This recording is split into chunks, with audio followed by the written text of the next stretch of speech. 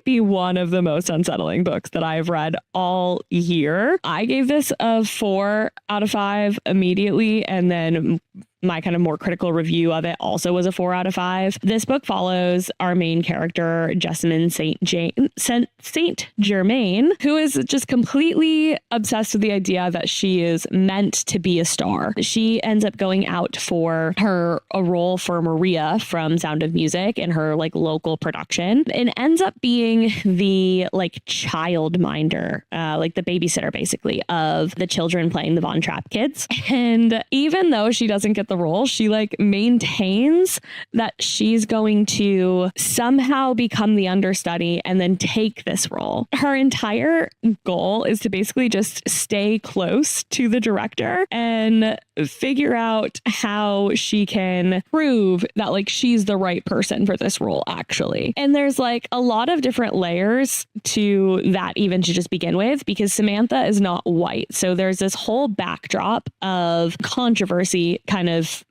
outside of the main character with the director and how much she's betting on this production being good. So even though she doesn't get the role, she decides to like stick around, stick it out, become this babysitter. And she just figures that the director is going to see her talent in some way or another, and she'll understand that she's really the right person for this main role. And reading this book, this might be a little bit spoilery. I would suggest going into this as blind as possible. I'll just say from the front, if you were a theater kid, if you like horror, if you are the Venn diagram middle of those two things, you should just read this book. So now to get into kind of the spoilery bits, I'm not going to go into detail about what actually unfolds in the book.